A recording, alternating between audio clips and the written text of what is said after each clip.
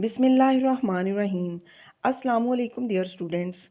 आज का जो हमारा लेक्चर है वो मुकम्मल मुकाबले के तहत सनत का तवाज़ुन। तवाज़ुन जो है वो सनत का किस तरह पॉसिबल है, तो इसके लिए सबसे पहले हम सनत होती क्या है इसको देखेंगे। एक ही जो सनत है उसमें एक ही किस्म की बहुत सारी फर्में जब मिल जाती हैं तो फिर सनत बनाती हैं, और ये तमाम फर्में जो होती हैं एक ही किस्म की शय पैदा कर रही होती हैं, और हर फर्म जो है वो मामूली मुनाफा कमाती है, तो जिसे हम सनत के तवाज़ुन का नाम देते हैं। तो उम्मीद है स्टूडेंट्स आपको सबसे जो पहले बात है कि सनत होती क्या है ये अच्छी तरह समझ आ गया होगा कि बहुत सारी फर्मों का मजमुआ या बहुत सारी फर्में जो मिलकर एक ही किस्म की शय पैदा करेंगी वो एक सनत की शक्ल इख्तियार कर लेंगी। अब हम टॉपिक को आगे लेकर चलते हैं कि सबसे पहले जो है वो अरसा तवील की सूरत हाल को देखते हैं। जो सनत के तवाज़ुन में अरसा तवील की सूरत हाल कैसे होती है मुकम्मल मुकाबले में, जब सब फर्में नॉर्मल मुनाफा कमाती हैं तो कोई नई फर्म कारोबार में दाखिल नहीं होना चाहती, क्योंकि किसी नई फर्म को जो है वो एबनॉर्मल प्रॉफिट या ज़ायद अज़ मियार मुनाफा नज़र नहीं आ रहा होता कि सनत में जो है फर्में वो ज़ायद अज़ मुनाफा जो है या एबनॉर्मल प्रॉफिट जो है नहीं कमा रही। इस वजह से जो फर्में सनत में मौजूद हैं उन फर्मों को कोई नुकसान का सामना नहीं हो रहा होता, इसलिए वो सनत को छोड़कर नहीं जाना चाहती। तो ये सूरत हाल अरसा तवील में पैदा होती है, और इस वजह से अरसा कलील में ऐसा नहीं होता। अभी हमने अरसा तवील को देखा कि इसमें नॉर्मल मुनाफे हो रहे होते हैं और नई फर्में इसमें दाखिल नहीं होना चाहती, क्योंकि यहाँ पर नॉर्मल मुनाफे हैं और कोई जो मौजूदा फर्में हैं वो छोड़कर नहीं जाना चाहती। तो ये तवील अरसे की सूरत हाल थी। अब अरसा कलील में क्या होता है इसकी सूरत हाल हम देखते हैं कि कुछ फर्मों को अगर नुकसान होता है तो कुछ नॉर्मल भी मुनाफे ले रही होती हैं। ये बहुत शॉर्ट टाइम पीरियड होता है, इसलिए कुछ फर्में जो हैं वो अपनी एफिशिएंसी या अपनी इफ़ेक्टिव मैनेजमेंट की वजह से गैर मामूली मुनाफा भी अरसा कलील में कमाती हैं। इसलिए तमाम फर्मों के हालात जो होते हैं उसमें फ़र्क पाया जाता है। तो अरसा कलील में जो सनत का तवाज़ुन है उसमें जो है वो कलील अरसे में सनत तवाज़ुन में उसका रहना मुमकिन नहीं होता। तो नेक्स्ट हमारा जो पॉइंट है हम डिस्कस कर रहे हैं कि सनत की मतवाज़न हालत होती क्या है। हमने अरसा तवील में और अरसा कलील में फर्मों के जो सूरत हाल थी उनको देखा। अब हम अरसा तवील में सनत का तवाज़ुन देखने जा रहे हैं कि रसद और तलब जो है उनकी क़ुव्वतों से किस तरह कीमत जो है उसका तयन या उसकी डिटर्मिनेशन होती है। फिर कीमत जो है वो average revenue, average cost, marginal revenue, marginal cost, ये सब आपस में बराबर होते हैं, तो तब जो है वो सनत को तवाज़ुन जो है हासिल होता है अरसा तवील में। तो सबसे पहले जो है इसके लिए हमें ये जानना ज़रूरी है कि सनत की मुतवाज़न हालत जो है वो क्या होगी। अरसा तवील में ना तो फर्में नुकसान उठाती हैं और ना गैर मामूली या एबनॉर्मल प्रॉफिट कमाती हैं, यानी ये लंबा टाइम पीरियड होता है, ना बहुत नुकसान हो रहा है ना बहुत ज़्यादा एबनॉर्मल प्रॉफिट हो रहा है। तो स्टूडेंट्स जब सनत में मौजूद तमाम फर्में मामूली मुनाफा या नॉर्मल प्रॉफिट कमा रही होती हैं तो सनत जो है वो मतवाज़न हालत में होती है। तो मैंने आपको ये बताया कि सनत जो है वो मतवाज़न हालत में नॉर्मल प्रॉफिट की शक्ल में ही होगी हमेशा, लेकिन सनत जो है उसमें गैर मामूली मुनाफा अगर हो रहा हो तो फिर क्या होता है।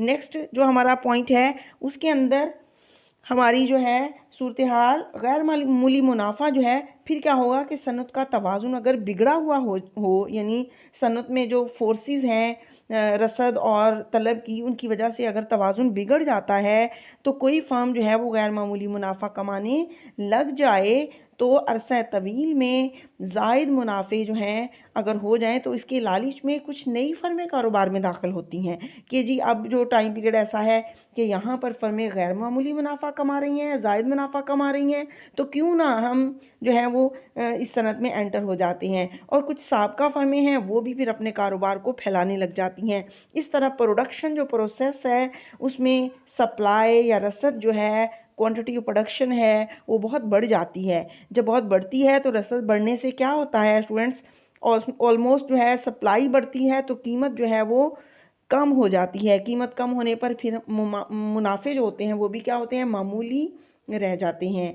तो इस तरह हमने ये देखा कि किस तरह जो है वो तवाज़ुन बिगड़ने से अगर दोबारा से गैर मामूली मुनाफा हो तो फिर सूरत हाल क्या होती है कि नई फर्में एंटर हो रही हैं और प्रोडक्शन कम हो रही है, कीमत जो है प्रोडक्शन बढ़ रही है सॉरी, और कीमत जो है वो कम हो रही है, इससे मुनाफे कम हो गए। अब नेक्स्ट जो है वो हमारा है सनत और फर्मों को नुकसान का सामना। स्टूडेंट्स जो भी आपको ये हेडिंग्स नज़र आ रहे होंगे ये आपके तमाम जो बुक के अंदर फर्स्ट ईयर लेवल के अंदर जो टॉपिक्स हैं उनको जो है वो इस तरह कैटेगराइज करके दिखाए ताकि आपको लंबे लंबे पैराग्राफ्स जो हैं उनको रिकॉल करना या कौन सा पॉइंट आप लिखेंगे आपको के लिए प्रॉब्लम ना हो। तो बेहतर है कि आप ये हेडिंग्स जो हैं वो साथ ऐड कर लें। सनत जो है उसमें फर्मों को अगर जो है नुकसान हो रहा होता है तो फिर क्या सूरत हाल होती है। जबकि तवील अरसा जो होता है इसमें क्या होता है कि फ़र्मों को नुकसान का सामना भी हो सकता है कि बाज़ फर्में जो हैं अगर उन्हें नुकसान हो रहा होता है तो वो कारोबार को क्या करती हैं, बंद कर देती हैं। लिहाजा फिर क्या होता है, शय की पैदावार जो है कारोबार बंद होने से प्रोडक्शन जो है वो एकदम से लो हो जाती है, पैदावार कम होती है। पैदावार कम होने के नतीजे में क्या होता है कि पैदावार कम होगी तो ऑलमोस्ट जो है वो सप्लाई कम होगी तो फौरी से कीमतों में इजाफा हो जाएगा। इस तरह फर्मों का जो है वो खसारा जो है कीमतों के बढ़ने से कम हो जाएगा। किस तरह फर्मों का खसारा कम होगा कीमतों के बढ़ने से, कि इस तरह फर्में जो हैं वो अपनी लागत पूरी कर सकेंगी और इस तरह फर्में फिर से मामूली मुनाफा कमाने लग जाएंगी। तो अरसा तवील में जो है वो सनत के तवाज़ुन के नतीजे में जो कीमत है वो तलब व रसद की क़ुव्वतों के तवाज़ुन से हमेशा मुकर्रर होती है। ये बात हम पहले भी पढ़ चुके हैं। तो सनत में भी बिल्कुल इसी तरह होता है कि तलब व रसद की क़ुव्वतों से जो है वो कीमत का तवाज़ुन जो है वो मुकर्रर होता है।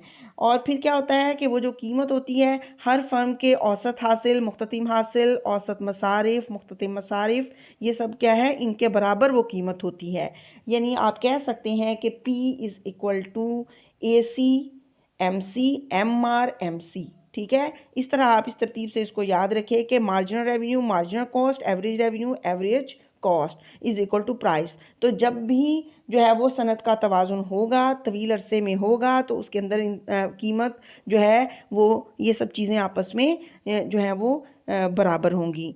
तो इस तरह जो डायग्राम आपको स्टूडेंट्स नज़र आ रहा है इसमें भी आपको यही जो है वो नज़र आ रहा है कि किस तरह कीमत और औसत हासिल और औसत मसारिफ, मुख्ततिम हासिल और मुख्ततिम मसारिफ बराबर हैं। तो चलिए आइए मैं आपको डायग्राम जो है उसके अंदर ये सब सूरत हाल जो है वो बताती हूँ। यहाँ पर आपको लॉन्ग टाइम पीरियड नज़र आ रहा होगा कि ये लंबे अरसे में, क्योंकि इसमें जो है वो तवील अरसा भी मौजूद है और इसमें जो है वो मुख्तलिफ़ फर्में भी मौजूद हैं। फर्में शो हो रही हैं जैसा कि फर्स्ट फर्म है, सेकंड है, थर्ड है, ये उनके प्लांट्स हैं और ये प्लांट्स शो हो रहे हैं जो कि 3 फर्मों के हैं। और यहाँ पर OX पर पैदावार रखी गई है और OY पर उनकी लागत है और वसूली है। जहाँ पर जो है वो EFG तीनों फर्में जो हैं उनके प्लांट्स जो आपको नज़र आ रहे हैं तीनों फर्मों के, जहाँ पर E है पॉइंट, F है और G है। तो यहाँ पर तवाज़ुन की सूरत हाल है फर्मों की।